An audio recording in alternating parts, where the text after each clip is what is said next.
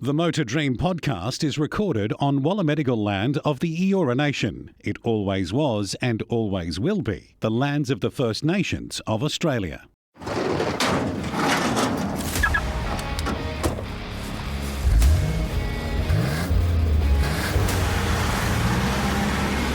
This is the Motor Dream podcast. Welcome once again to the Motor Dream podcast. This is episode 22 of the show where my guests can dream just a little about what their dream garage would be if money was no issue whatsoever. I'm Connor McNally and thank you once again for joining me. This podcast from the very beginning has always been a light-hearted and fun look into people's interest in cars. From the outlandish and dream-worthy to the most ridiculous and cheap vehicles, we all have our favourites. So it pains for me to admit, in the spirit of humour and fun, that I have to concede defeat in a recent poll that we did about the Holden Chimera. If you recall in the last episode, I jokingly took former legend of the Full Credit to the Noise podcast to task over his obsession with the Holden Chimera.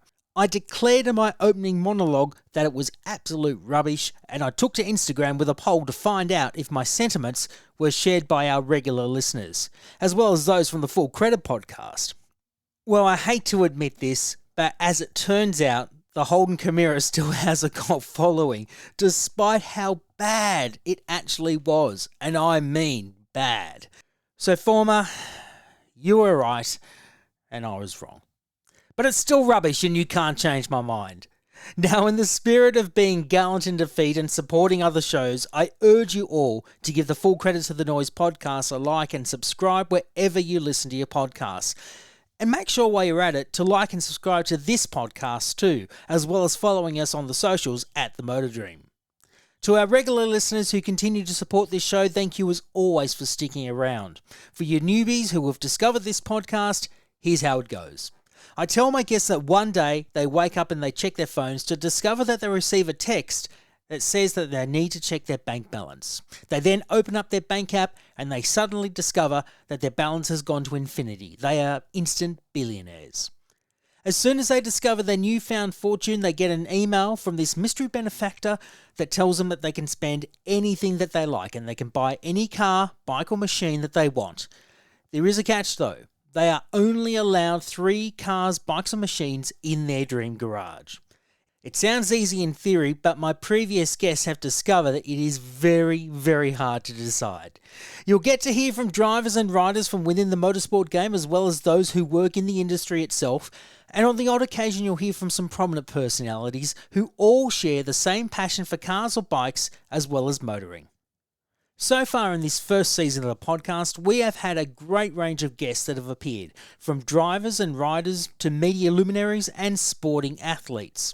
But my guest in this episode has one of the coolest occupations within the Australian motorsport industry, and it's one that he does for very little fanfare.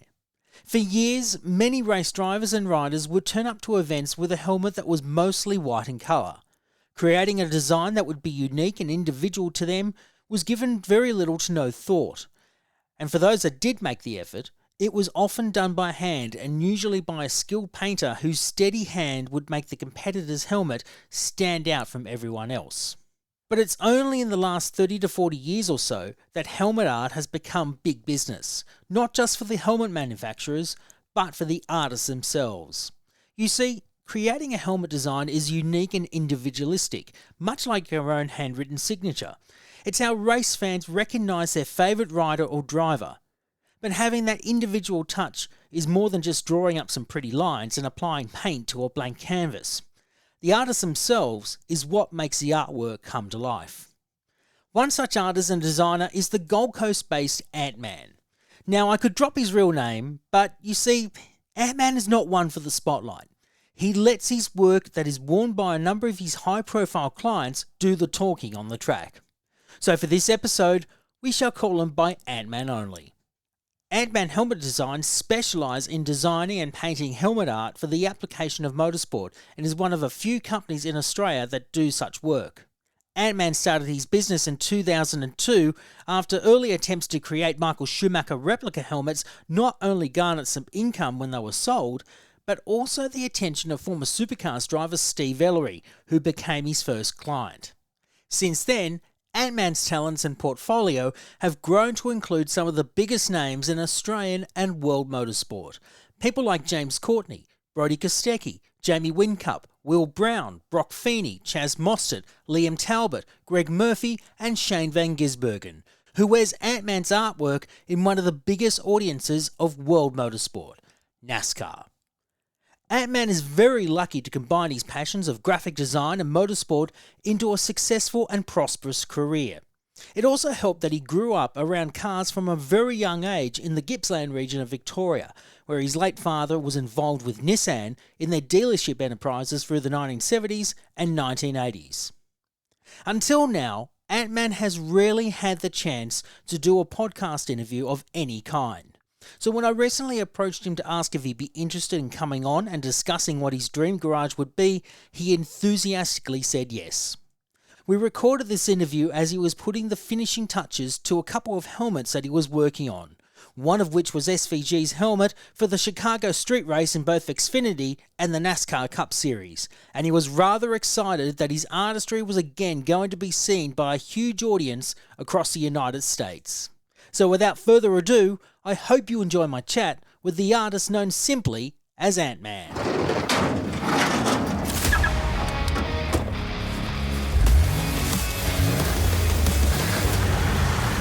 Antman, welcome to the Motor Dream podcast. It is absolutely awesome to have you on, and it's great to actually chat with you in your studios up on the Gold Coast. It's great to have you on. Thank you for having me. It's nice to be here. And thank you very much for agreeing to come on. Now, as I said, we are in your studios that you have on the Gold Coast, and you're busy working. In fact, I can see one of your helmets that you're painting at the moment that's happening, and it's looking like a Greg Murphy helmet. So that is. So yeah.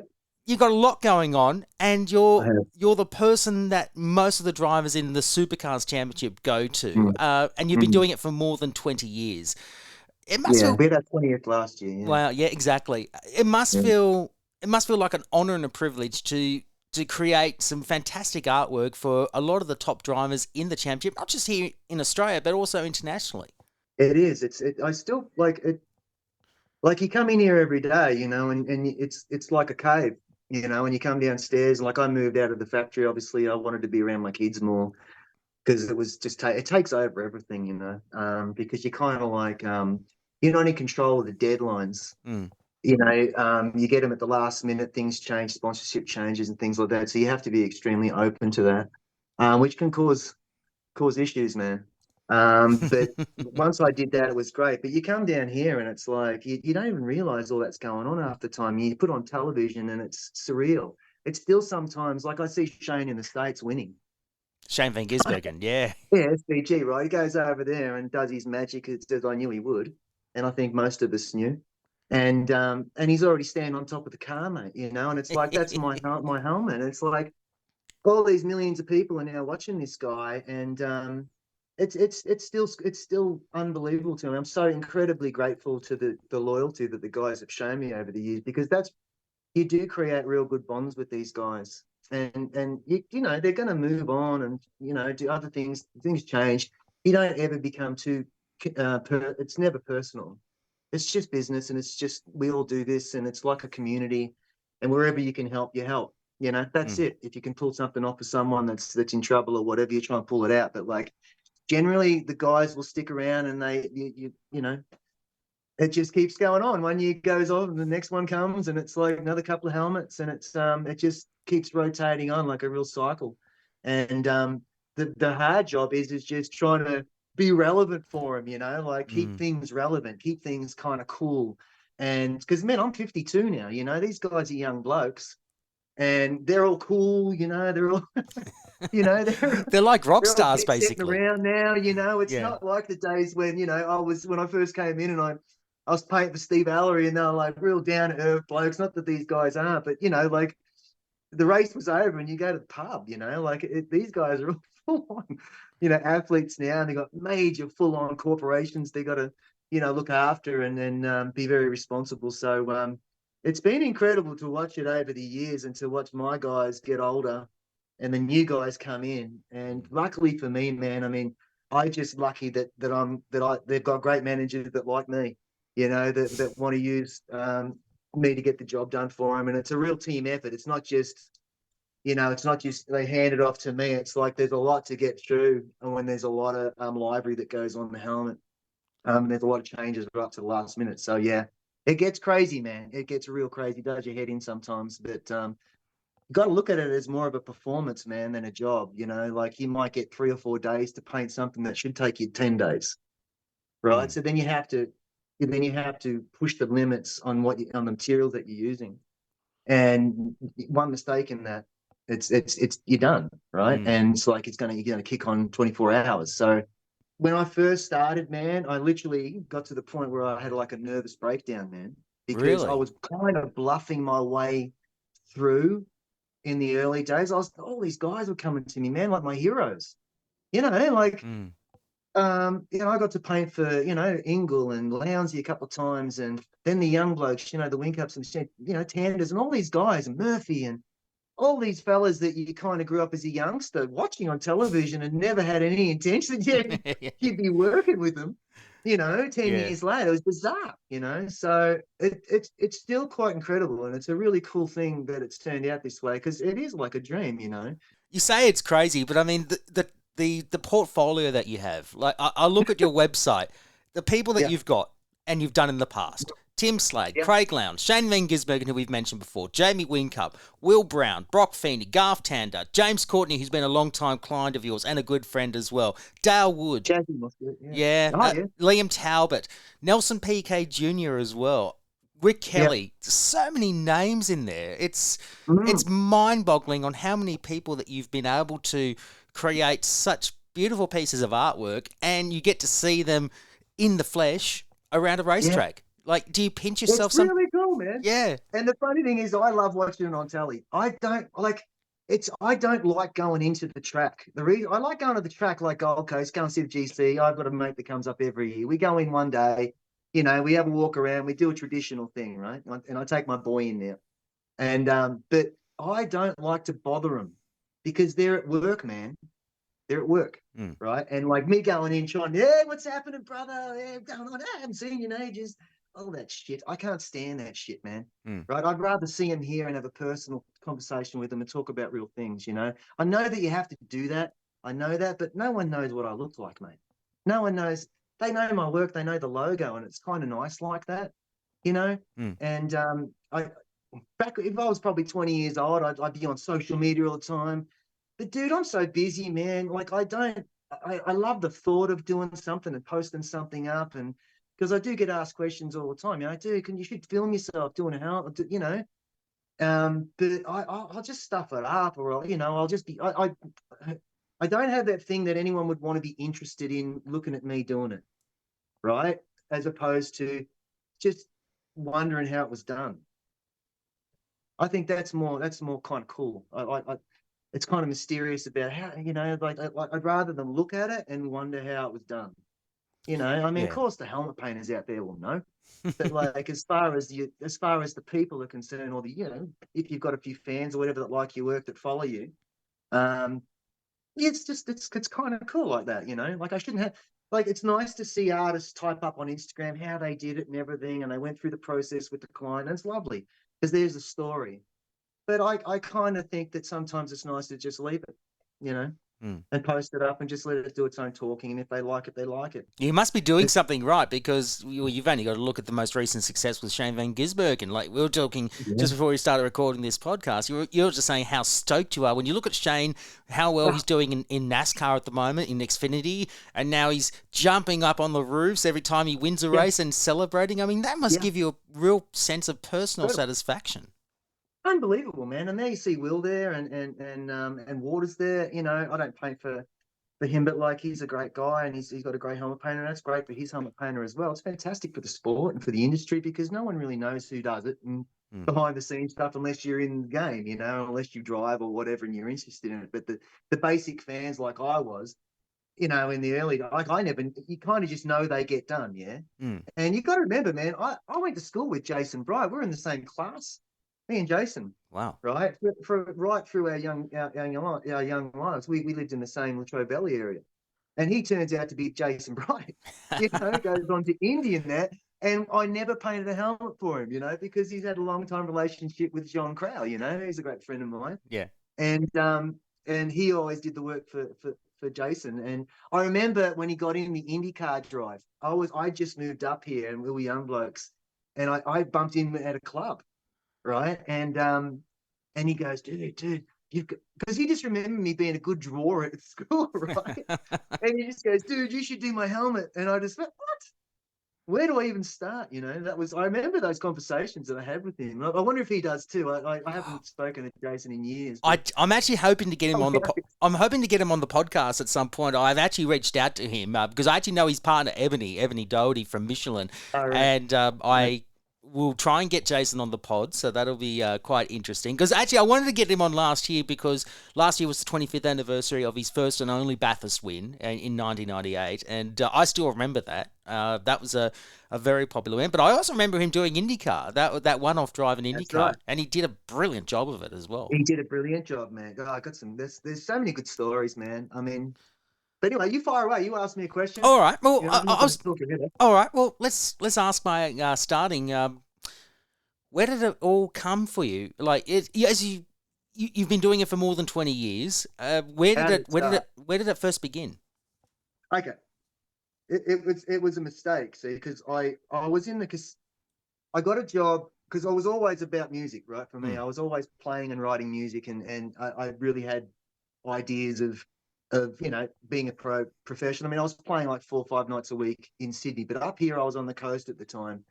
I was probably 26, and I was working in a casino industry as an artist. Like, this is back in the days where the poker machines used to have those big, massive displays on top of the poker machines.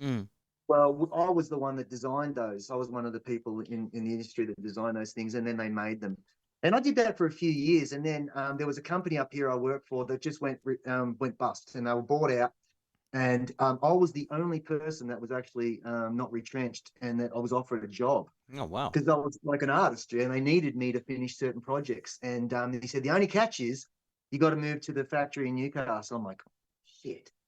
Like I've lived in Newcastle, and don't get me wrong, it's okay, but I like the coast, Yeah. But there was nothing going on here, man. So I took the plunge and went back down. And that was where my musical partner was anyway, in Sydney, because I was back and forth commuting to play. And so we went down there, and I joined up, blah, blah, blah, started playing, and I was always a massive motorsport fan, right? Yeah. So with my dad always being in the car industry, and which I will go back a little bit, but before that, just probably there was some hidden influences that I didn't realize at the time, that came around full circle.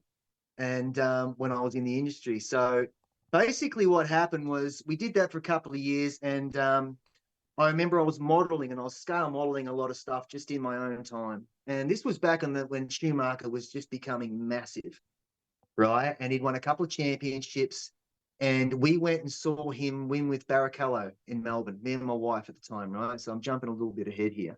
I got married in the meantime. And I just wanted a Schumacher replica helmet, man.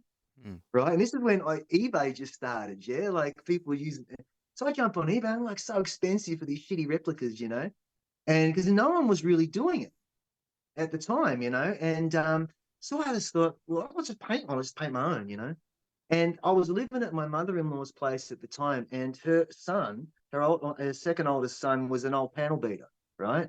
And he just had these tins of paint down this little shitbox shed. At Mum's, pardon my French, in this little shed down the bottom of Mum's property. I'm talking, looked like a shoebox, man. And he had an old HZ Kingswood in there from his grandpa. No, it's awesome cut. And it was all covered up with junk and everything in the room, man. And I just went on eBay and bought a $40 Bell helmet because the visor looked like Schumacher's. I thought, that's the thing. You got to get the visor right? Then it looked like a replica, yeah? $40 Bell Tour Star it was. And it turned up, and he had red, black, white in there, and it was acrylic paint, man, right? And I did an acrylic clear on it and everything. And dude, it looked cool. It kind of looked cool, right? And everything was hand cut out. I had no plot. I had nothing. Everything was all hand done back then. People don't understand that. The first few years of my career, every single logo you saw was hand cut.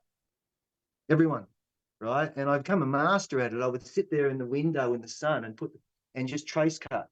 And that was how we did it, because I didn't have a light table and that. I just did it that way. And anyway, so I did this helmet, right?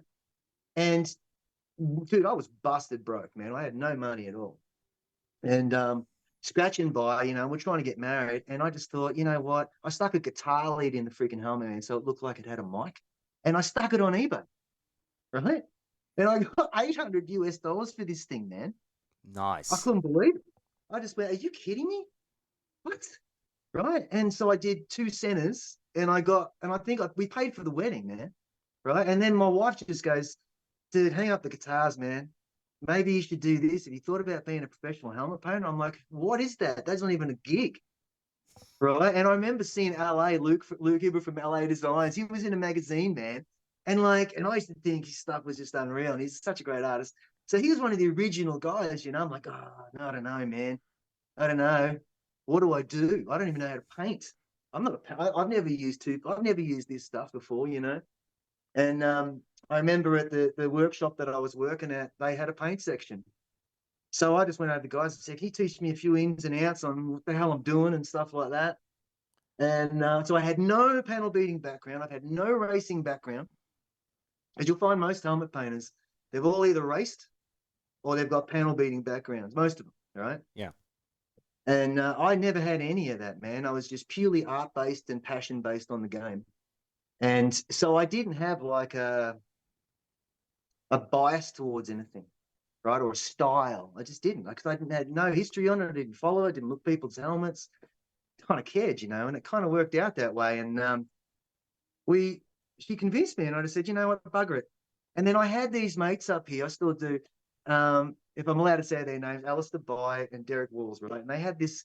Alistair works with Matt Stone Racing now, and I haven't talked in Derek in years, but I got a phone call. Can you paint Derek's helmet? And I'm like, okay, I'm not that good, but I'll paint it. And it was dodgy, man. I'm sorry, Derek. At the time, I did my best. And anyway, another friend of mine, Reece Sullivan, he's just one of these guys that will convince you anything, man, right? And lo and behold, this whole time I knew these lads for years, right? They also had a great connection with a guy called Steve Ellery, the supercar driver. Yep. And lo and behold, every time I went to one of the parties, Steve was driving. And every time I wasn't there, Steve would be there. And this went on for a long time, man. We never bumped into each other. Right? So, well, long story short, we decided this was going to be, we're going to move to the coast because my dad at the time was up here, God rest his soul. And we decided we're going to make a new life up here, right? We're going to come up here and start our family, blah, blah, blah, start this new career. So I got a job working for a sign company at the same, because, I obviously didn't have enough going on. Mm. And the day I was driving up, dude, right, I had this old Ford bloody Forte thing and packed to the rafters. Nancy stayed back because she had the dog, right? She was coming up in a couple of weeks. So I pack up the Ford, off I went, and I get a phone call from Steve out of the blue, man, on the way up, mate, right? And he goes, hey, I heard you're a really good helmet painter. I'm like, by who? He goes, Reece Sullivan. I've gone, yeah, okay. Thanks, Reece. You got me. What hole have you dug me into, And he goes, listen, man, I heard, he reckons I've got to give you a chance. And I'm just going, oh God, I was so nervous. And I just went, okay, all right, sweet, man. He goes, just come and see me, man. Come and see me at the factory. And then that was how it started. And I met Steve, and we hit it off, man. We're still like best of friends. Mm. And we just hit it off. And I can still remember, man, how epoxy, if that's a word, it's a word. Dude, I was sketching on a piece of paper, dude. Right? Yeah. I had no idea what I was doing. I remember the designs. Yeah, I remember the designs. That were cool. They were cool for their time. But then that's what it evolved to. And then I did all these epoxy designs, and then we kind of just did sketch after sketch after sketch. And then he came to me and said, I want to do something really crazy. Do this. I'm known for the smiley face on the front or the back of the helmet. Okay. He said, do something with the smiley faces. So I did the whole Warner Brothers thing. I went and did all the character stuff, and it went on from there. And then it was, I don't know if whether it was that, I don't know, but Steve knew a lot of guys, and he passed around graciously my name, and then I met Dave Bernard and Stevie Johnson. I didn't paint for Steve, but we all hit it off real well, and it was a great group of characters, and God, it was a good time. And I remember that was the time when Dave got the opportunity to do the indie thing, man. That's right. He did Yeah. too. And then he came to me. I remember, dude, it was so funny. He turns up on his Harley, right, at my joint. I'm just living in a rental, and I'm painting out in my garage, man. Right? Thank you, my neighbours were so awesome. Right? I can still remember the big drafts of clear going. God help everyone. So coming out of my garage, but yeah, I remember him turning up on his Harley, this beautiful fat boy thing, and with both satchels full of crownies. Right? And he goes, let's work out this design. And we ended up just getting shit faced and played PlayStation all night. I remember it was so funny, man. Yeah, it was such a good time. There's no pressure. It was just so much fun, you know. And then shit got serious, man. Like Yeah. the minute the Wing Cup era happened, man, things got real serious. Monster came, big names were coming in, man, massive names. But like, it was such a good time because that whole era when you still had Murph, Lowndes, all the massive names, Tanner and all that. Dude, can you remember? It was like they were rock stars, man. Yeah, I remember Remember? very, I very don't know well. what's happened. I don't know what's happened. It's like the events just like you couldn't wait for Clipsal 500, right? It was like everyone loves Bathurst, yeah, of course, Yeah. We all love Bathurst, right? It's a different respect the mountain, you know. But as far as just events are concerned, man, the 500 for me. I loved Adelaide because, man, I was lucky enough to go to the first F1 event there with my dad through Nissan, right? That's a cool story. And yeah, and I went and saw Keke Rosberg win there, and I met Kylie Minogue too. And she was there. She had no bodyguards, man. She just doing that locomotion thing back then. Yeah. And she's just standing, mate. And I think I was 15, and I think she was a couple of years older than me. And we had a great conversation. She was lovely. Yeah, it was a good event. But yeah, I remember that. That was a crazy time. And I got to see the great Senna and Mansell and all those guys. But that event, man, there's just something about that event. And it's still cool now, obviously. But just remember, man, when the car, because it was back when the cars were all really compatible and, you know, we didn't have the change. And dude, you could put that up against any event, all the events back in those days, you know, up against anything that you'd watched overseas. It stands on its own 2 feet, doesn't it? Like even now, I know it's a little different now to what it has been. Obviously, it's now end of season, but Clipsal, well, the 500 as an event, it still stands out. Like it's evolved from the time when it was Formula One, and now it's just an event that everyone just goes into a party mode every year. It's just such a demanding, bumpy, bloody, track, and it's just incredibly demanding. And the best thing is it's still the same old track kind of thing, you know, and it looks the same. And sorry, it's the Velo 500, is it? Is it Velo? The Velo 500. Sorry, Velo. Yeah. But I mean, it's kind of like we still call the GC 600 the Indy, man. I mean, I still do. Everyone does, man. Just like we all still call it V8 supercars. You mentioned before with your dad, God rest his soul, you grew up with him being involved in the motoring industry. Divulge a little bit more about that, because you speak very fondly of your dad, and you just mentioned before going to the Grand Prix with Nissan and all that. So tell us a little bit how that love of motoring came about. He was a brilliant car salesman. Like I'm talking where I'm from the Gippsland, Trove Valley area. So I was born in Motown. And I basically grew up between Lakes Entrance and Warragul, in between those areas. And Dad would, you know, he went from Colin Watson Holden into, I think there was a Nissan, I can't remember, Foster Nissan or something in Morwell. And he was always, you know, at top of his game salesman. So he would get all the great tickets and all the events and things like that, you know, and all the bonuses and things, right? And I remember I remember going to Sandown as a child and meeting Glenn Seaton and George Fury, right? And Seaton was only a young bloke, right? And this is back in the Skyline days, brother, you know. And I remember I had this plaque, a wooden plaque, back in the wooden plaque days, you know, you had the print on the wood. the chipboard wood, right? Yes. And Glenn signed it for me, right? And years later, when me and Glenn crossed paths through this, right? He came into the shop and I said, "Can you remember this?" And it was all faded. The signature was all faded. And he's like, "No way." And I said, "I was a little boy." And I said, "And I looked up to you." And I said, and it was like so thrilling for me back then, And now, can you go over it for me? And he did. And it was such a great moment, But Dad was kind of always around it. And he was a good driver himself. He did Speedway back in the early days, the Purico Ford, I remember.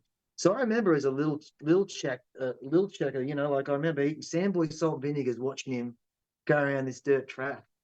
So I kind of always was just this real passionate about it, And when we lived on the farm, my dad, because he used to sell cars and stuff, he was always around like the bike businesses and things like that. And he had a great mate that had a bike dealership. And he would always come across these secondhand helmets, man. And I was always believing I was Dale Buggins, yeah? Remember Dale Buggins, the stuntman? Yes, yeah. I actually went up to Taree recently because my dad, who's also passed away, he's buried in Taree. And my wife and I went to a museum that's just near Taree, the motorcycle museum up there, and I saw his exhibition there, and it got me intrigued because I didn't know too much about Dale Buggins until reading some of his stuff in that exhibition, and he was quite a gun stunt rider for his day. He was awesome, man. I just thought he was the best. I mean, I was given a Superman outfit. Dad went to Japan and came back with a Superman outfit for me, and I got the cape, put the cape on, and get these helmets. It was some serious deal, man. And I would set up a down our driveway because, man, no one come out and play with me. I was the only, I had an older sister. And I'm on the farm. My dad would go to work all day. Who am I playing with, mate? I play with me, And so my imagination would go nuts. And my dad would always come home with his secondhand helmets. Now, you think this, man, like I never thought about this, right? And I reckon I would have had, when I was about 8 or 9 years old, I would have had 5 or 6 helmets, full-face helmets. And I'd put them on and I would go into this world, right? Yeah. I'd jump and go crazy, do all those kind of things on the farm. And that always kind of just resonated with me, It's such a fantastic memory. And then, we left the farm and Dad went and started a Mazda dealership called Moe City Mazda with a couple of fellas, a couple of mates. And this was back in the Peter Stuyvesant days. Yeah. So Moffat and Greg Hansford. Yep, Greg Hansford. Okay. So we had the Moe Fate coming up. And so we got our hands, we tried to get Alan's car. But this was back in the days, man, where they'd just give you the car. Put it on a trailer and you could go and display it at your shop or take, So Dad chucked it on the back of, a four-wheel drive or whatever he had at the time. And we got Greg Hansford's RX-7. Oh, nice. The real deal. No copy, the real deal, And my job as a kid was to put this extraordinarily small Mazda jacket on because that's all I had and sit in the car and throw out lollies to all the kids in the Fate because we had a Moe Fate. And that was the coolest thing. The car was parked in my garage, man, for like 3 days. Just sitting there under I was just walk out and have a sandwich, just looking at it. No one there, man. This incredible looking race car. So ever since then, like you talk about my garage, one of those things with the flares and everything, an old Rotary RX-7. I think they're a 77, aren't they? 78. 78. So we'll get to the Dream Garage and we'll talk a little bit more about that. But yeah, who doesn't love things like that? It just kind of popped up in my life, and yeah, and you just you grow up and all that goes away, and you go and live this like another life that you think you're going to end up living, right? Yeah, and then you do full circle again, and it kind of just found me. It was this first time in my life I never really, I wasn't searching for anything at the time, mate. It just kind of found me, and it just kind of fit, like when it was like putting 2 pieces of Lego together. All the corporate stuff that I dealt with through the casino industry, I was used to dealing with these multis, man. I'm used to dealing with big people, right? And in my own, rough way kind of thing. I never change. I always speak like this. I'm a swearer. I got ADHD. Me too. I'm a swearer. I'm an ADHD.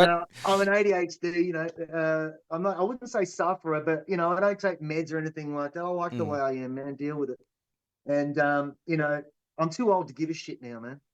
And as long as you're kind and as long as you're humble and as long as you always be grateful for everything, I think that's all you got to be, man. And I think that throughout the whole journey that I'm on, dude, I was trying to retire this year. I was trying to get out this year. Really? Because it's my back's effed, like I'm braced up to the hilt here, man. And just from doing this, just from holding guns for too many years, like just think to yourself, it's not heavy, an airbrush isn't heavy, but sit there for 4 hours. And it becomes heavy, right? Or it just becomes a strain on your back. So it's caused a lot of problems, but like, and then Shane just went overseas, didn't he? And he goes, "Can you still paint for me, bro?" And I've just gone, "Really?" And he goes, "Well, yeah." And I'm like, "Holy shit," and it's you got to say yes, like it's not even a question, when champions turn to you. And because I'm a massive Michael Jordan fan, like I grew up a massive Michael Jordan, I still am, right? I just love the whole dedication to self and to being committed and focused. And you can have all the talent in the world, man, but unless you're going to work the hardest, it doesn't matter. It's good to have a little bit of talent. It's nice, but dude, trust me, man. If people understood that when it's on, like when my dad died at Bathurst a week before Bathurst, yeah. And the work's got to get out, man. You just got to keep It's going. got to go. I understand that I'm connected, mate. It's not just about me. It's not just about them. It's a show. It's a show, and I'm committed to it. And otherwise, you don't take on the work. You don't take it on going, "Oh yeah, but if this happens," right? Unfortunately for the punters, like not when I say punters respectfully, just the amateurs and guys, the weekend drivers and stuff, and people that are very serious about what they're doing. Don't get me wrong, but when the big guys come and the guys that have you got to remember what they're carrying, all that responsibility they're carrying on that lid. It's got to get done, man. Yeah. Right. And unfortunately, you've got to, let these people know sometimes, "Sorry guys, I've got to put you back. I'm sorry, but please understand that, these guys are what makes my work famous. These are the guys. Yes. It's these opportunities that make your lid cool. And it's like anyone that does anything, at a high level or the highest that they can do, or that they're pushing the limits, like they're kind of more concentrating on the mechanics of it all. Yeah. Right. So the outcome's awesome. Yay. That's the bonus. Right. Yes. But just look at my desk. It's like a bomb goes off. Well, you've got Murphy's helmet right beside you, Greg Murphy's helmet. But, like you're very lucky, like I said. But actually, I've got to ask you a question. Did you ever wish to have gone and done some racing yourself? Actually compete? Yeah, I did. I loved it. I the first time I come up here, I bought Steve's secondhand go-kart, his AX9, I think it was. Oh, nice. And I was the best at coming last. I was awesome at it, man. I got black flagged in my first event, man, because I remember having to pay $50 to come last, right? And I paid me $50, joined all my fees and everything, and we would always, dude, we go out the Friday night, Yeah. as you did in your 30s and stuff, just go crazy, and then you turn up in like middle of summer, just go, "Oh, no, that was a bad idea." And I remember my first event, and I doing a rolling start, and there's like 30 carts, man, and it was Rotex. I remember, I was crapping myself, man. I was so nervous, and there was a bingle in front of me, and I just went straight into it, man. Oh no! And lost my nose cone. So they're like black flagging me, get off, and I just ignored it, man. I thought, I paid my money. I'm not going to cause anyone any dramas. I'll just do a few laps, and I went to the steward's office for my first race. Yeah, it was hilarious. But I love racing, man. But there's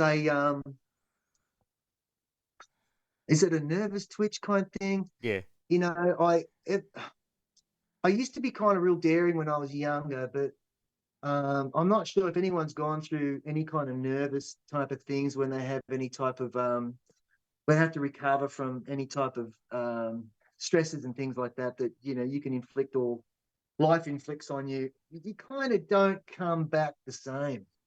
Like I never used to be bothered with heights, man. Now heights are a problem.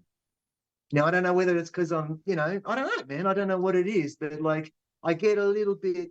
I'm okay when I'm driving. If someone else is driving, where that never used to bother me, brother, you know? So it's Yeah. kind of, it was probably the, you know, the universe's way of saying, you do this, you leave them to do that type thing.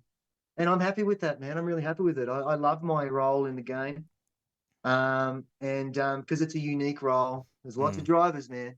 You've got good relationships with so many different drivers. Chaz Mostert, of course, he's one of your long-time customers. James Courtney, that one I love because his helmet design has evolved over a period of time. Yeah.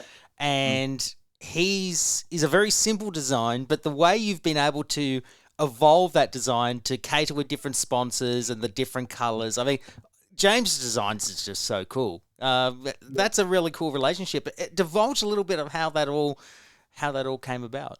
There's one person I don't want to forget either, right? So I'll say his name before I go into that story. It's Dave Ellis, and I'll talk about Dave Sure. After that if you don't mind. Yeah, absolutely. Without that, he's like one of the major bricks, right?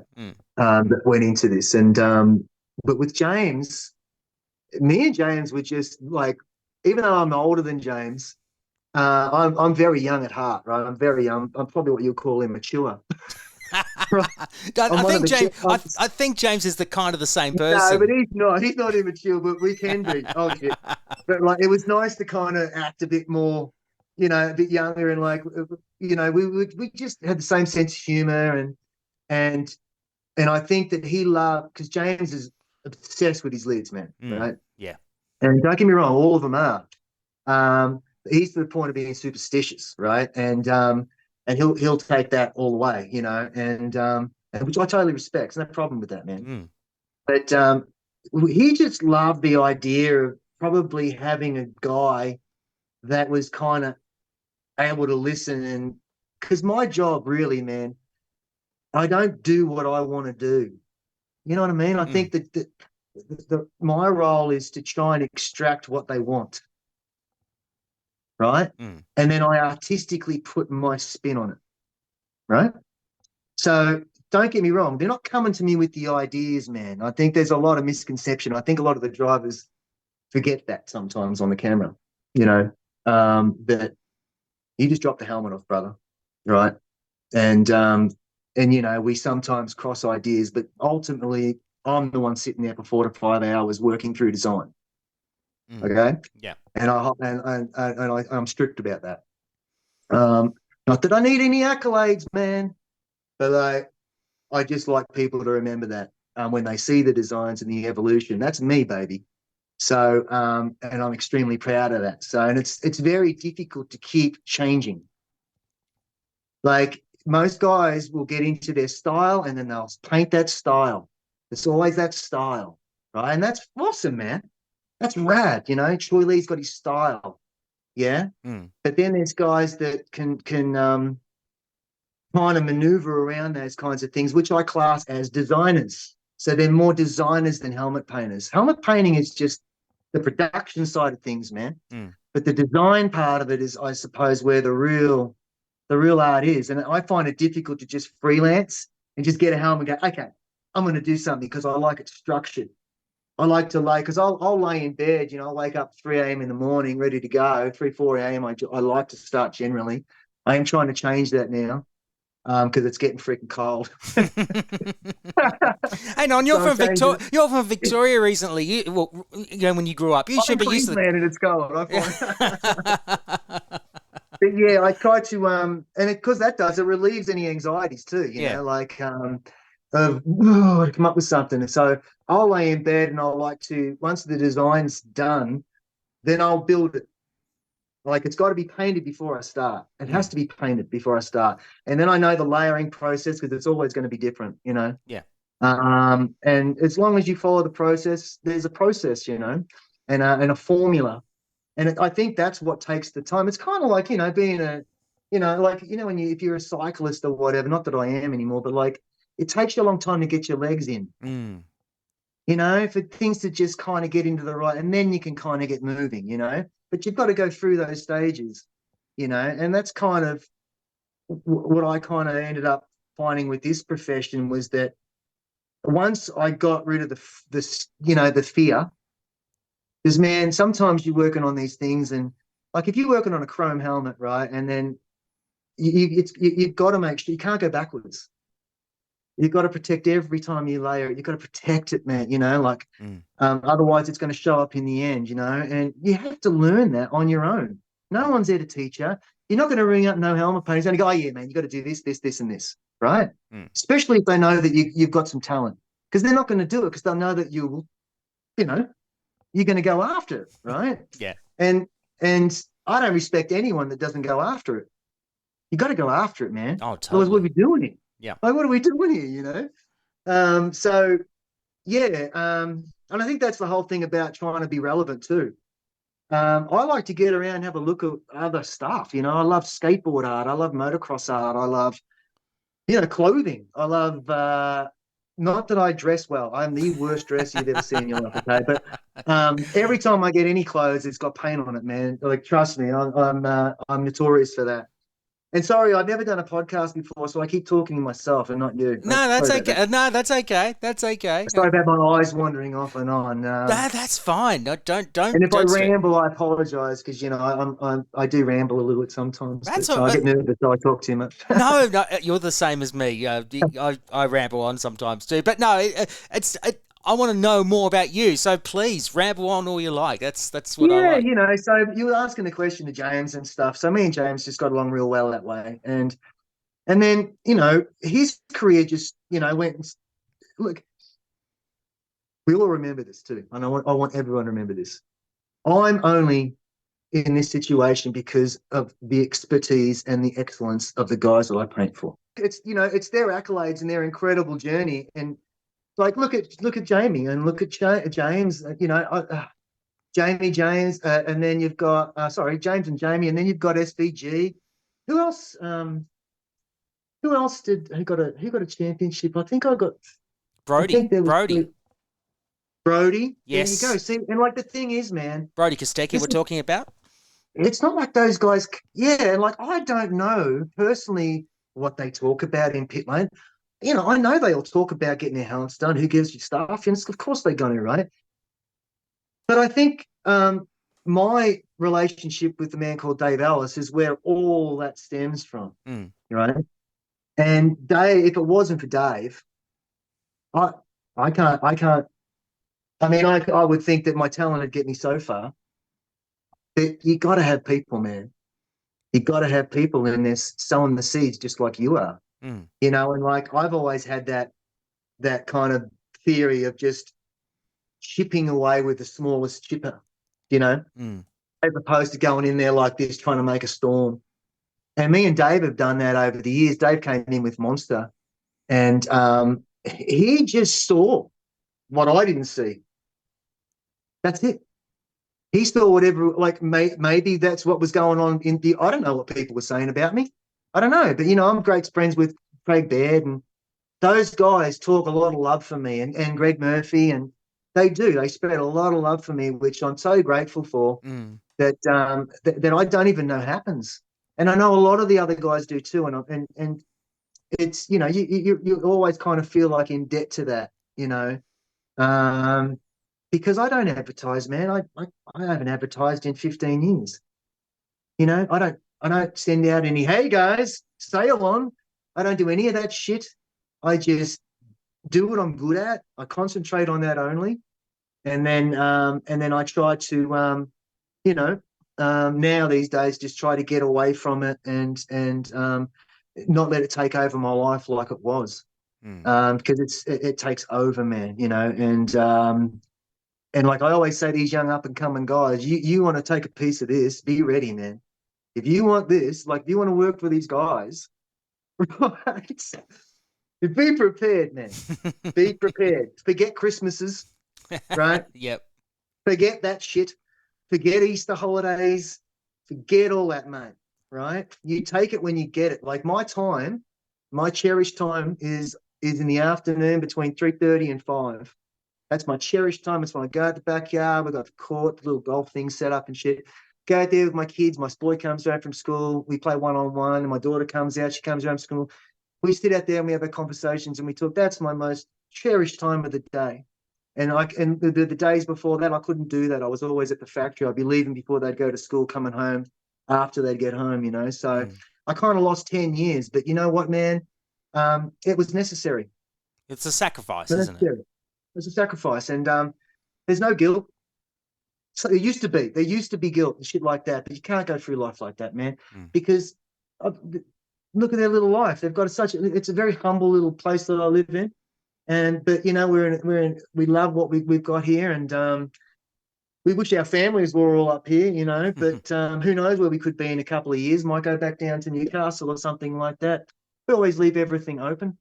But man, I can do anything. I can, you know, may even end up in the States. Well, the way Shane is going at the moment, you could very well end up in the States. Well, I've never, look, this is another thing too. I want to make clear. I have never had any aspirations in being an F1, ever. Because I always understood from day one the logistics is an effing nightmare. Try and do 14 helmets a year for these guys, man. Right? Try and do it and include all your V8 supercar stuff. It's not going to happen, mate. Right? And try and employ people in this country to do this. Try and find someone at a level that you're comfortable giving a $7,000 helmet to, and you've got to get it done in a certain time frame. You're not going to find them without paying them X amount of money, right? And I just, you know, I've been really lucky to have a lot of guys that have come through me, and we've made fantastic friendships. But just their lives have taken turns. That they've gone away, and I've lost them. So you know, we invest a lot of time. My last guy was Cato, you know, Cade, everyone knows Cade from the old days. And you know, we're like blood brothers, man. And, you know, his life took him up north, and 2 years of investment gone. And that just was like enough, because you got to remember, when you put 2 years in that, how much time are you losing with your journey? Because I'm at a completely different level, mate, you know, and I'm trying to chase my limits, trying to find my limits, you know, and understand what those are. In my profession. So really the limits that come down for what I do now is timing, brother. Like guys like Dave, he knows I'm a challenge freak. Like, because I'm, you know, like a lot of athletics in my life. I've done a lot of sport. So I love competition. I'm a competitive freak, right? I've probably got a problem, right? I've probably got a borderline problem. Yeah. And just love to compete, and whatever it is. So that's how I always look at when I get an opportunity. For instance, just give me a sec. Yeah. This helmet here has got to get done. So this is what I do. Like a lot of guys will paint the helmet in base coat. They start lining up, you know, next color, get to your clear, come back, sand it down, do some touch-ups, clear out, right? Well, I don't do that, man. I just do it my way, whether it's right or wrong. I always seal the helmet first. So it's a beautiful, perfectly smooth surface to line on. There's no porous in the paint. There's no, and that's nothing. There's no specks and shit. It's just a beautiful canvas to work on. Yeah. So you want to start, my dad always taught me this, and it's such a great saying. Start the way you want to finish, man. So if you want to finish solid, want to finish sweet, and, you know, and within the, you're not having to come back and take shortcuts and fix shit. Right, then you start the right way, and that's how I've done it now for years. And this is going to be Shane van Gisbergen's Chicago helmet. Oh, that's cool. So we all saw what he did last year. So I think we'll expect something very similar this year. Well, we hope at least. He's in good form. He's in very good form. Well, you know, the thing is, right? I remember when Shane came into my shop, and he was this young, bloody, tall piece of pelican shit. I remember. Jeez, you should have seen him, man. So quiet. And he just got to drive at Stone Brothers, and such a nice guy, you know. And the funny thing is, man, with all the shit he's done, and the legendary, living, walking legend, mate, this guy. And I'm not taking anything away from our other greats. He's just different, man. There's something, you know, and I don't want to put the mocker on him either, right?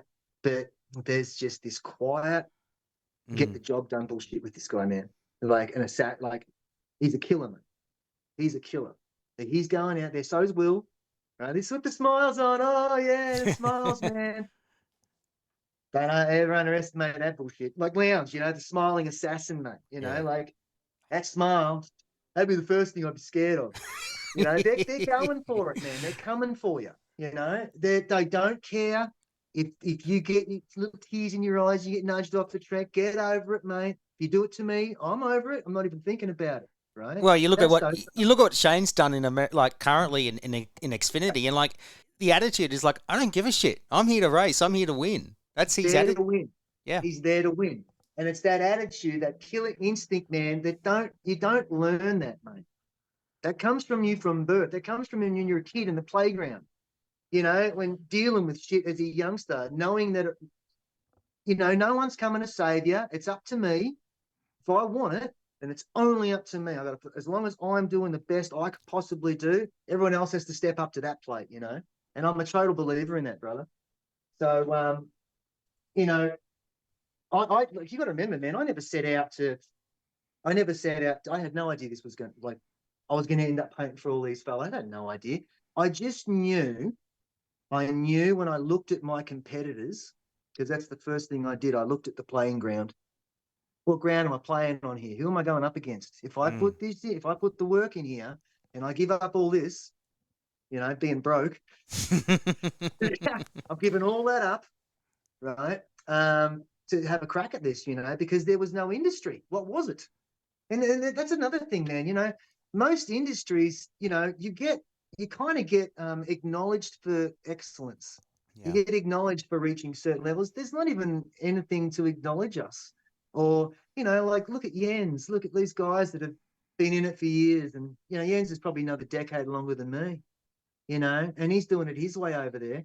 And Jens wouldn't be Jens if it wasn't for, Schumacher and Vettel, allowing him to just be Jens. Yeah. Because we're only as good as the imagination or the budget of our client. That's it. Because we're limited by either what they want and that we're allowed to paint, or their budget, right? For how many hours that I'm going to spend on this piece, So it's kind of like, yeah, it's down to the client, man, on where you go and where you can take things.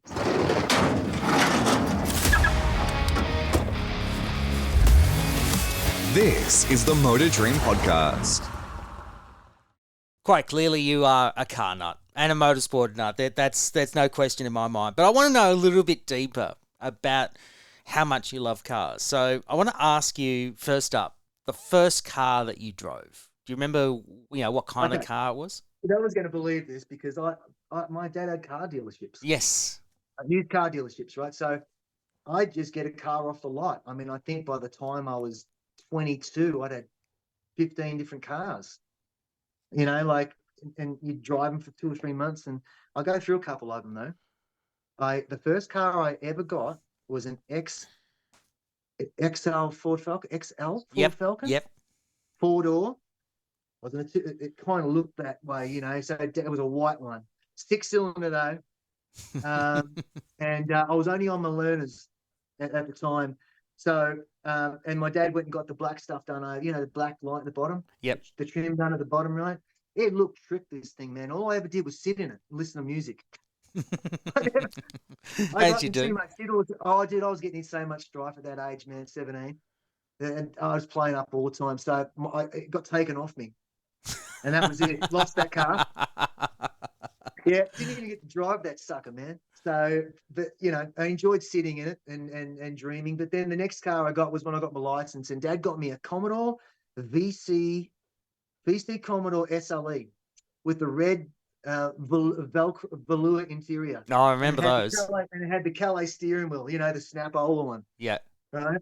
And dumbest steering wheel ever, but it looked cool. And I remember having that, and this thing was tricked to me, and it was in silver. And I remember the first night I was able to go out my own. You got to remember, this is in Latrobe Valley, so it's always wet. And I remember I went and visited some mates and that, and then I came back onto the highway, and as I'm coming onto the I thought I'd kick this thing, and I just did 2 540s and went straight down the ravine, right? And I still had a cigarette in me mouth. I was back on smoke. And the car was just turned off. And I've still got the fag in my mouth going the opposite way down the ravine going, and it started. I couldn't believe it. I thought I'm in so much trouble. And I drove out of there, man, and I got home. And I remember just sneaking into the driveway. And my dad opens the back door, and I'm down on my hands and knees pulling out the grass out of the hubcap. And my dad goes, "Bit of a spin, son." I went, "Yeah, it's all good, it's all good, it's all good." Yeah, man. And then I got hit. That car was the worst luck, man. And then a couple of months later, I was just driving through Yarrigan, and it was torrential rain, and this big semi-trailer was next to me. And you're just going through the town. There was the traffic island in between, dual lane, and this guy just veered over and went straight over my bonnet. These last three wheels did all this damage to the car. Oh, hell. Yeah, I ended up rolling that thing too. So I did some rally driving and rolled that, and that was another story. But then after that was we used to drive around in a couple of really cool old 250 Ford Cortinas, Oh, nice. right? And with the 250s. Yep. Man, that was so underrated. Those engines, that was so cool. And we'd get around in those things. And I used to have this best mate that was such a great driver. Every time I got a car, I was just the guy in charge of the stereo. So here's the keys, man. I was always getting chauffeured, mate. So I was in charge of the jukebox and the cigarettes back those days. But then pretty much after that, that was just shitters, man, just shitters. And then the only real car I ever got that was cool when I was a young bloke, I got a Honda Legend. That was the first car I bought myself. A Honda Legend saloon, beautiful car. And a V6 was a beautiful car. And I remember having that for a few years. And then I got myself a ute, man, an old Ford Courier ute that I think I had for 11 years. And I never washed it, bro. Not one car wash, that ute. And it had such a cake of shit all over it, right? That the paint must have looked new under it, man, if someone washed that thing. Right? It was just an old battler. I used to do handbrakies in it and all sorts of things. It was so much fun, that thing. Nice. But now I drive a HSV Sports Cat SV, the last one. I got one of the last ones. So I love that thing, man, because it's like a little 4-cylinder. It's got the little Walkinshaw package on it. It's got good brakes on it and good suspension. And I get 1,000 Ks of the tank. It's just fantastic. You would want to hold on to that for dear life, given the value of that. I'm never going to sell it. It's in white, and I'll probably get all the HSV boys, the Holden boys, to sign my book one day. All the champions and all the guys. I'll just send the book to their house. They can sign it, sent back to me, and that'd be pretty cool. But yeah, I've sort of held on to that for a while now. But you're going to ask me what dream cars I want, yeah? In a minute, I will. I want to know more about your love of cars. Mm-hmm. Who taught you how to drive? Was it your dad? Oh, taught me how to drive. Probably my dad, yeah, watching my dad, because my dad would turn up with Brock Commodores, with all these awesome cars, man, that'd go through the business, and he'd go, "Let's go home in this," And we go down Waterloo Road, and he'd be hitting 220, 25, like stupid stuff. You wouldn't get away with it now. The coolest dad ever, man. Yeah. And at least I had those experiences. And by the way, I had a replica SLR 5000 LH that I wish I had to this day. And it had a 253 in it. That was the only downer. But that got taken off me as well, unfortunately. I had that when I was 19. That was the coolest thing, man. And you had that taken off you. Oh. They got taken off me as well. Yeah. And you know how much that car was? They'll put some perspective on things. That car cost me $3,000. And my dad was one of the original sellers of the original SSs. And he sold an SS in lime green, original, back in whenever it was out in the 70s, late 70s, to a grandma in her 70s for $4,000. You can imagine how much lime green. And you can imagine how much they would be now in original condition. Two-door, mate. A coupe. Yeah. Off the showroom floor, $4,500. He's telling me that story all the time. So I just love that old look. And you know what? I really wished Holden at the time. People probably laughed at me. But what was that Cruise? The Holden Cruise. Yeah, I body? remember the Holden Cruise. Yeah. Imagine putting a Cruise body with the flare guards, put a real engine in a HSV pack through the whole thing, and turn it into Tirana. That would have been perfect. Perfect Tirana body. Yep. Perfect. And you would have brought in kind of that nostalgic, older kind of thin look on the back, everything, man, but just brought like they did with the Eleanor. Nuts. But no one touched it because it was a cruise. It's a crappy Korean piece of. Like, Yeah, you know like what? a Vectra, Yeah, you know, a exactly, Vectra. exactly.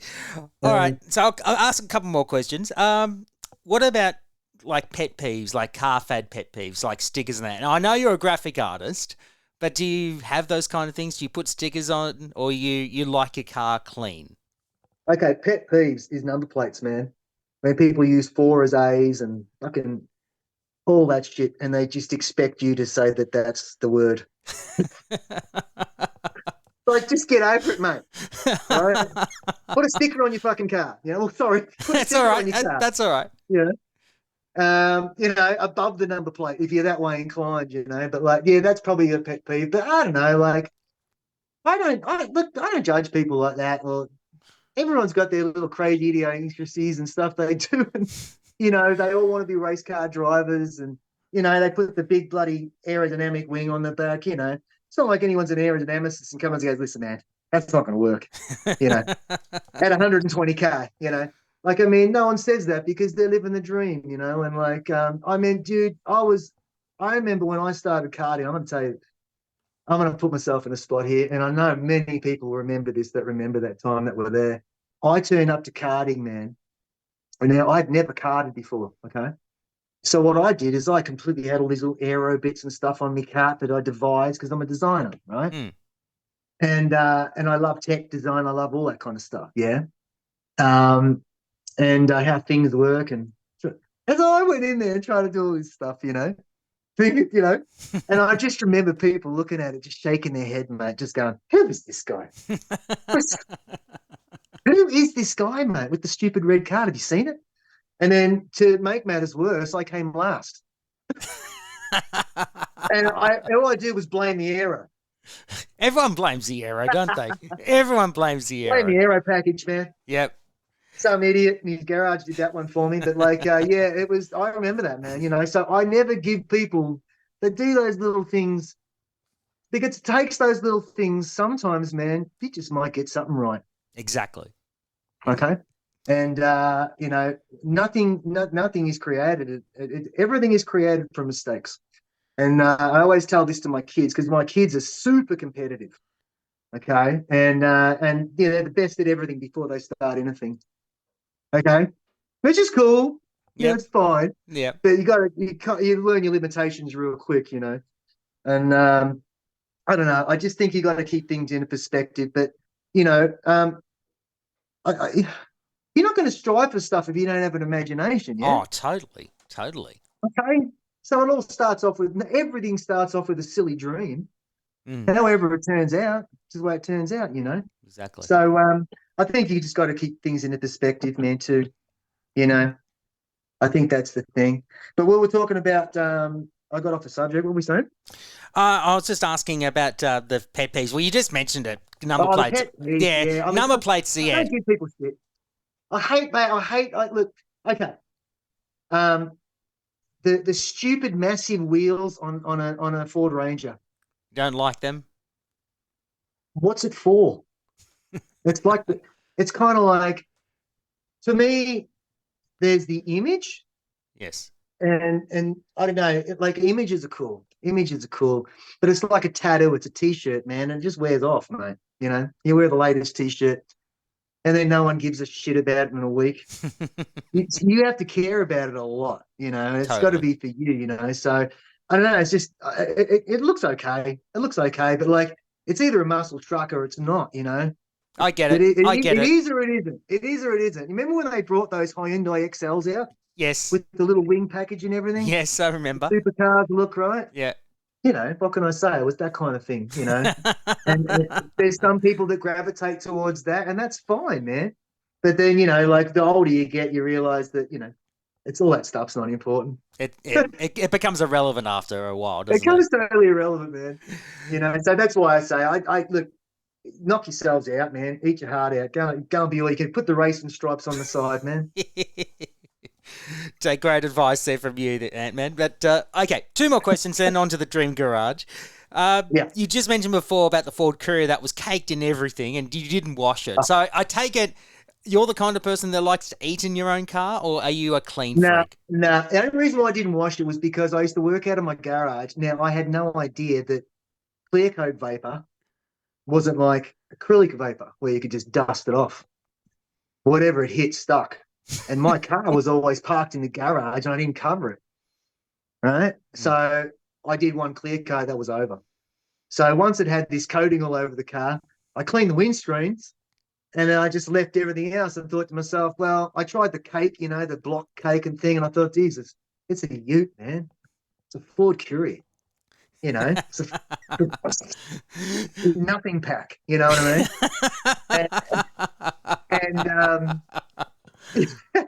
Wind down windows, the whole gig. It was basic as anything. Basic as anything. But did you eat in it? Did you eat in it? It had a wireless, Oh, of course. It has to come with a wireless. It had a wireless and everything, So I didn't really, just kind of gave up on it after a while. I thought to myself, well, it'll be a good protecting coat. So, but are you the kind of person that likes to eat in cars, or are you? I love eating out. I love, it's the worst thing you can do too. It's the most expensive, but it's getting so expensive in supermarkets these days. It's kind of like getting close, But I love food, man. I love to cook. I love all types of varieties and stuff. But yeah, love really lead towards Asian type variety foods and the simplicity of that and the flavors and stuff. Doesn't matter what it is, I'll try it, But yeah, all types, American barbecue, that kind of thing, barbecue. Stop it. I was that kid, man. I was that kid that always knew.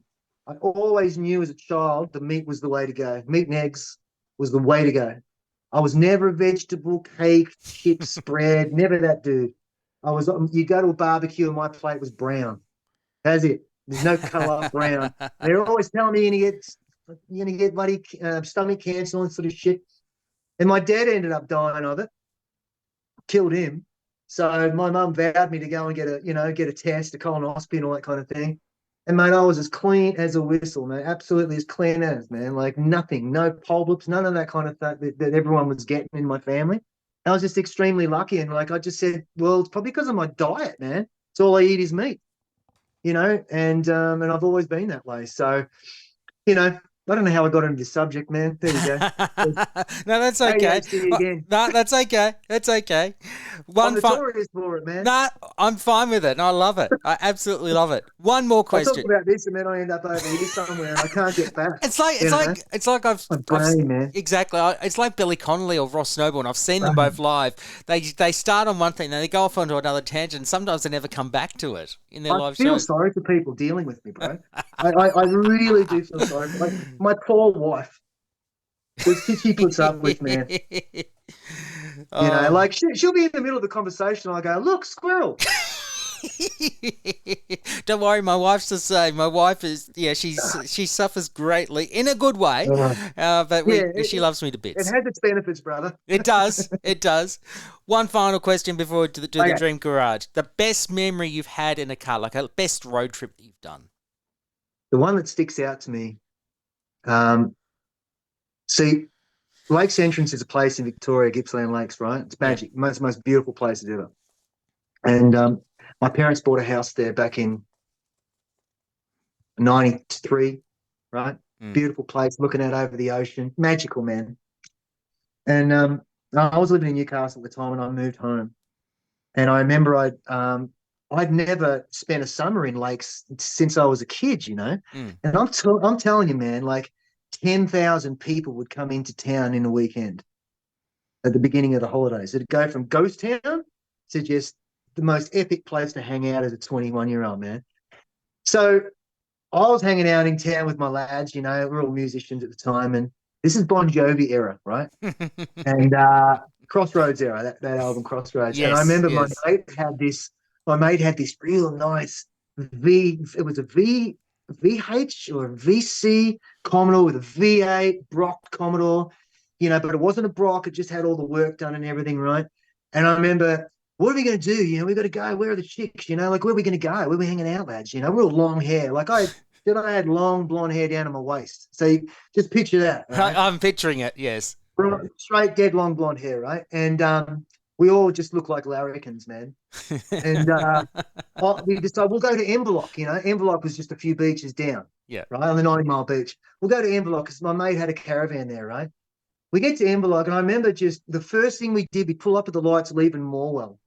And this guy pulls up in this yellow Commodore with this massive blower thing out the front. It looked like a shitbox, man, right? But had this huge blower thing, like a drag car, right? And I remember we're in the car. Let's take him on, man. Come on, man. Come on. We're pushing him over off in the back seat.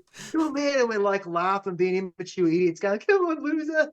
You know? Yeah. And this guy just looks at us, right? And he had a fag in his mouth, this skinny little runt dude. But he looked rough as guts, right? Looked at us. And I remember Jason's revving the car ready to go, and the lights turn green. This guy just goes, poof. And we're still sitting there. He just, I don't know what the hell was in that thing, man. But we went fits of laughter. It was the funniest thing, man. Right? And that was the greatest road trip. We ended up going to Envelope, and it was busting Envelope. It was nothing happening, man. And I said, let's just go to Lakes. And I remember the music, and it was like a movie, dude. Yeah. The movie, you know, where you're on the road trip and you're singing the songs, everyone's having a ball, you know, then you turn up, and it was just people everywhere, all these babes and all these cool cats. And we would just go down the beach every day, the acoustics, playing the guitars. Yeah.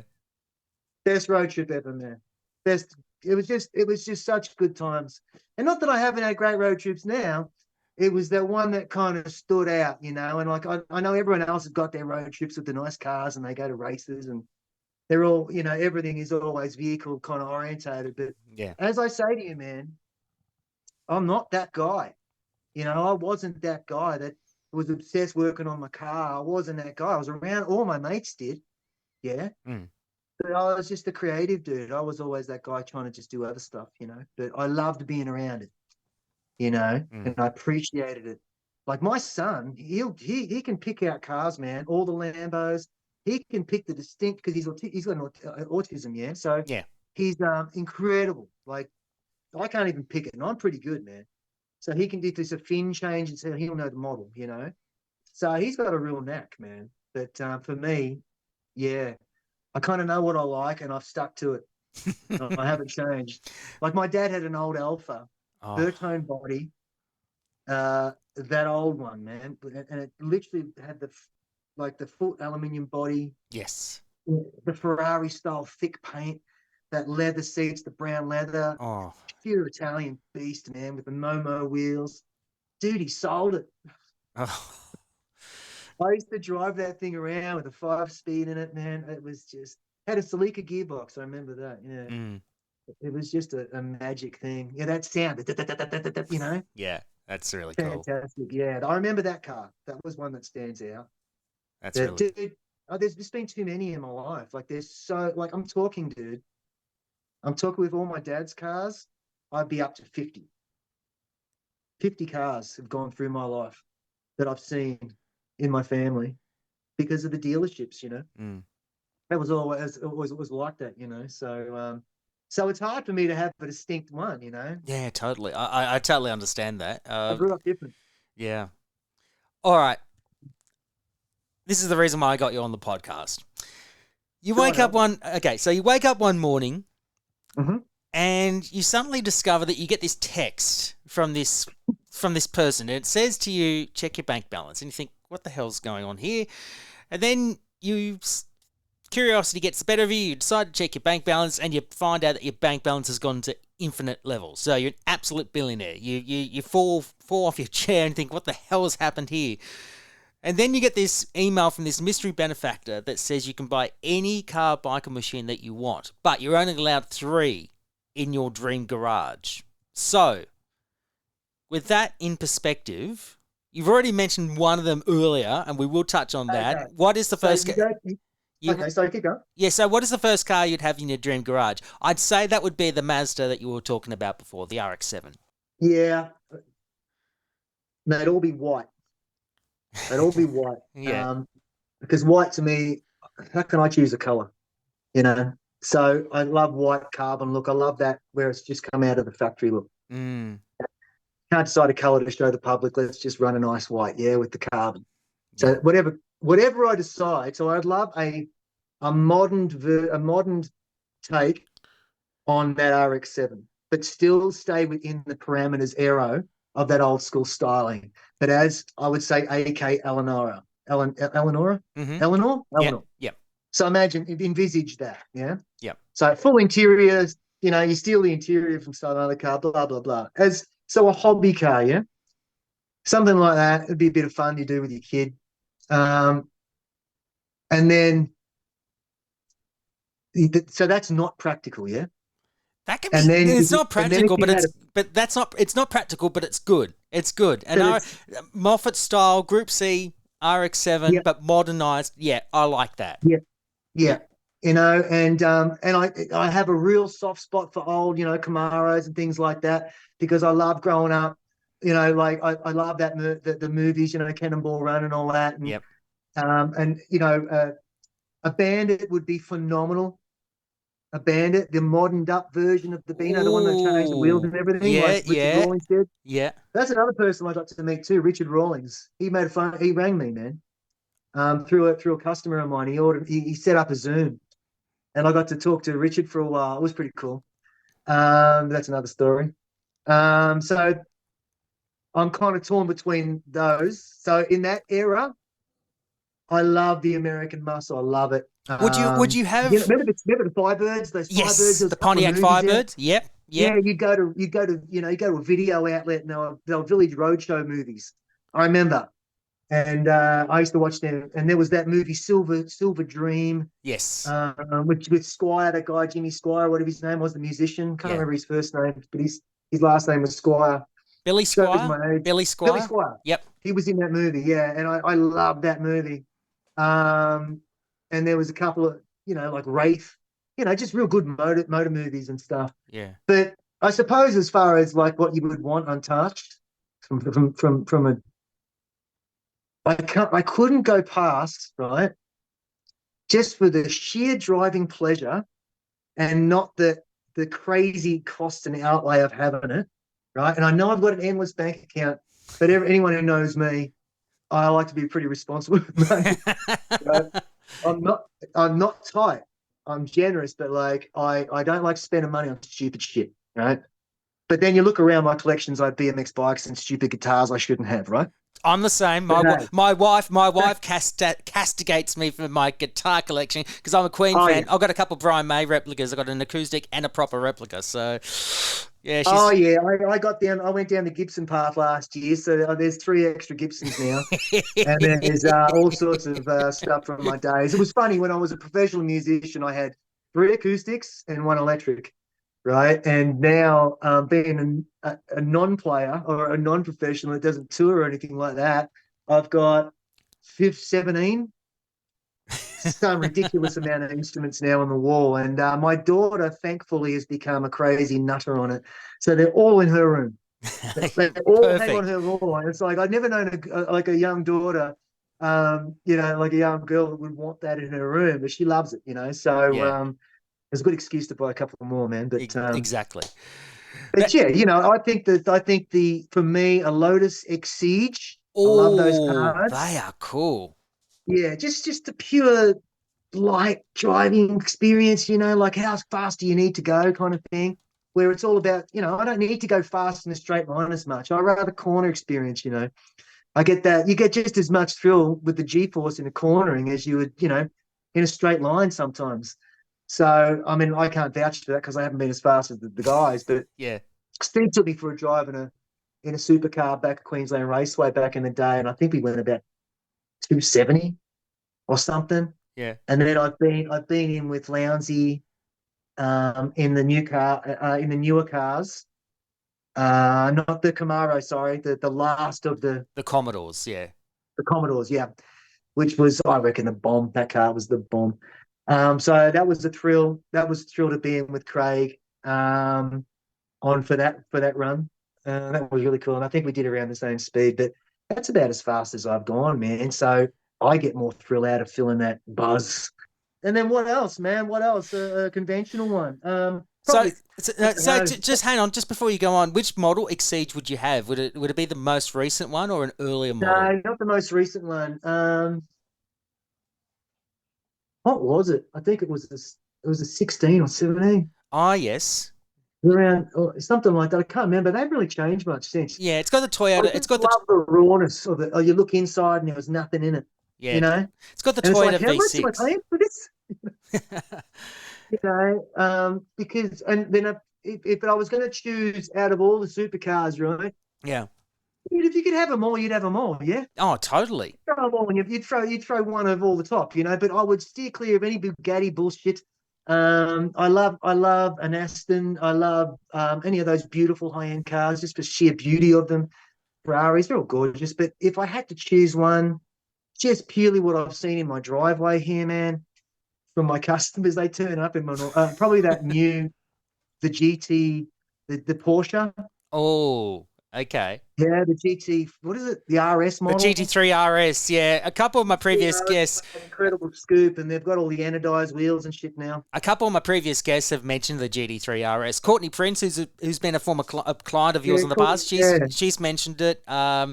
I think Guy Andrews, the former Ironman who lives on Guy. Yeah, he's mentioned it as well. So look, I'm surprised that actually no, I'm not surprised because it is a very popular car. I mean, it is the bomb. It is pretty cool car.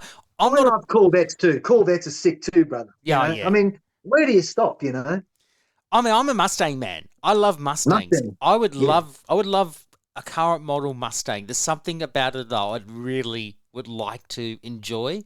But at the same time, I loved the BA Falcon, the Ford BA Falcon back in the 2000s. That was a good car. And I would have loved to have got the GT Falcon with and maybe put a 6-speed gearbox and put the shaker in from the old XY GDHO days. That would be cool. Here's one for you. And this is one I thought of before that I didn't even mention when you asked me which one would it be.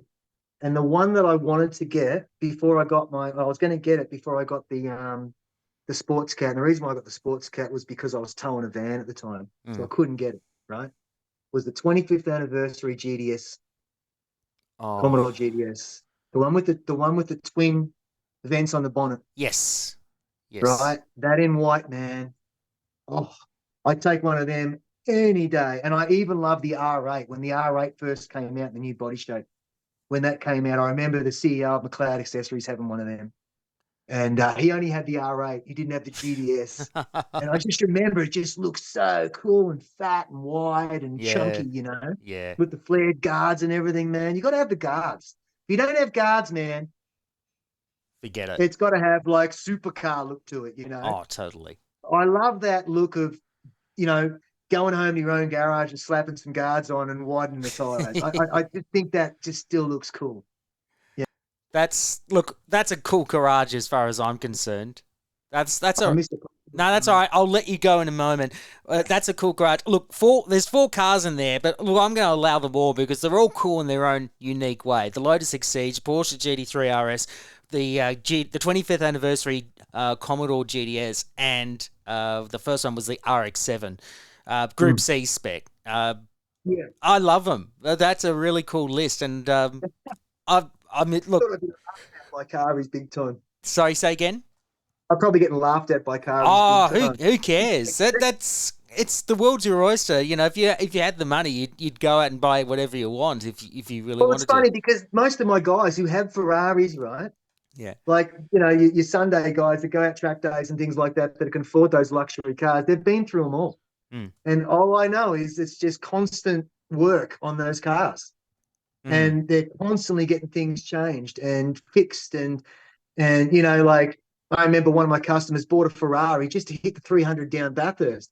And the thing only went $299. It would not clock over 300 for him. You know, I think from memory, I remember because he was just going, he took a photo of it down Conroe. He just didn't have enough. He probably just didn't get enough speed out of that corner, you know, to get his run up. But I just remember they were always getting repaired. So the best one I've heard so far is Porsche. Yeah, that makes sense. As far as just being reliable. Yeah, it makes a lot of sense. Makes a hell of a lot of sense. Yeah. I appreciate the chat. it's been absolutely awesome. And look, thank you very much for giving me a huge chunk of your time to do this. I know you're a very busy man, and I know you've got a lot of stuff going on with all the different artworks that you've got at the moment. But thank you so much for coming onto the pod and talking about the great work that you do and your passion for the arts and as well as cars. And I wish you all the very best in your continued success, because I love your work. I'm a massive fan of your work, have been for years. And look, if Shane wins in Chicago again, I assume there's going to be quite a few tears shed if he does it again on the streets of Chicago. Mate, it certainly won't be for 46-1 odds like I got last time. It's quite a nice day. But yeah, that's one that'll. I mean, I was a howling mess. I remember being on text message to Shane Tucker. I'm not sure if you know Shane. He's a top fueler dragster. Yeah, I've heard of him. Yeah, and he lives down the road when he's not in the States. And mate, I was in tears, mate. I just couldn't believe what I was, because the commentators were yak, yak, yak, and you could see it in the background. He's just dumping 3 guys in every turn. And he came back from like 17th or something. Yep. I'm watching it in the background when they weren't even acknowledging it, man. Then all of a sudden they go, "Oh, Shane's in 5th," right?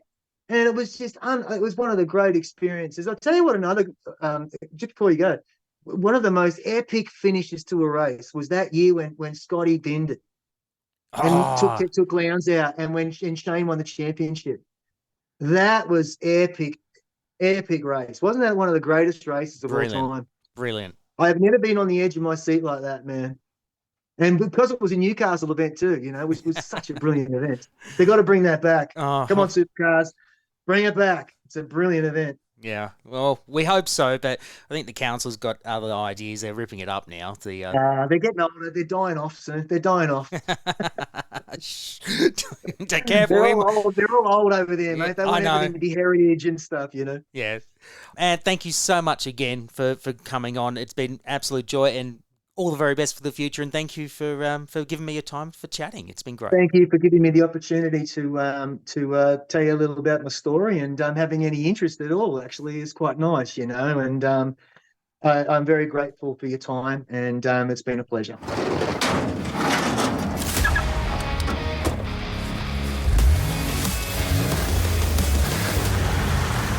For almost 2 hours whilst recording this interview, I was just captivated by some of the stories that Antman had to offer. From getting black flagged at his very first kart meeting, to designing and creating pokey displays for the casinos, and the chance opportunity to paint Steve Ellery's helmet, which would inadvertently change the trajectory of his life and career. And now, if he's not busy enough already, he's putting his own individual touch to Shane van Gisbergen's burgeoning career in NASCAR.